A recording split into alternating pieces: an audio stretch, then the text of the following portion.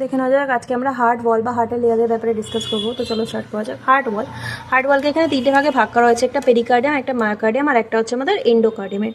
Pericardium নামেই বুঝতে পারছো যে আউটার মোস্ট লেয়ারকে আমাদের এখানে পেরিকার্ডিয়াম বলা হচ্ছে। পেরিকার্ডিয়ামে আবার দুটো ভাগ আছে, ফাইব্রাস অ্যান্ড সিরাস।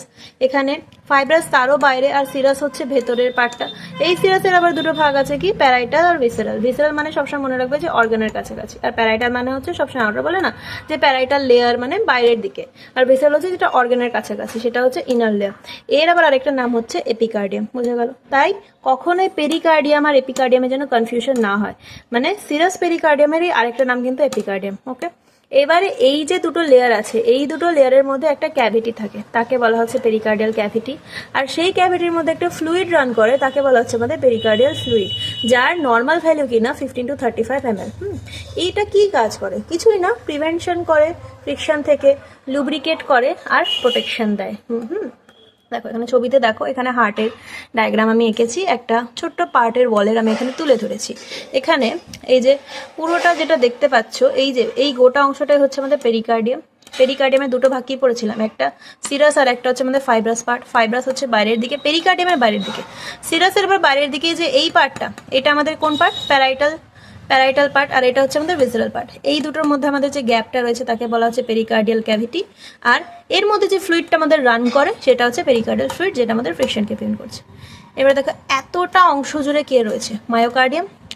আর একদম ভেতরের দিকে আমাদের রয়েছে এন্ডোকার্ডিয়াম। চলো এবার টিস্যুগুলো সম্পর্কে ডিসকাশন করা যাক।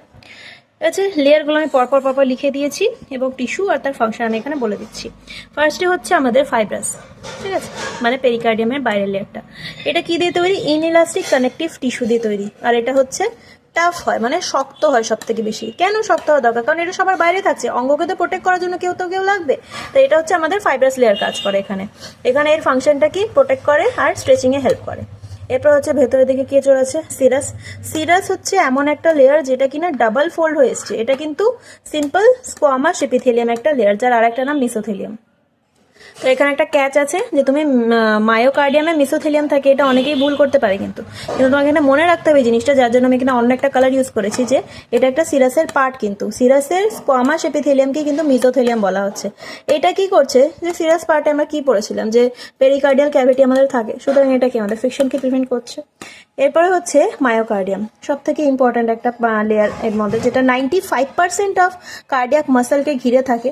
এটা কি ইনভলেন্টারি স্ট্রায়াটেড মাসেল টিস্যু দিয়ে তৈরি থাকে, যেটাকে কার্ডিও মায়োসাইটসও বলা হয়।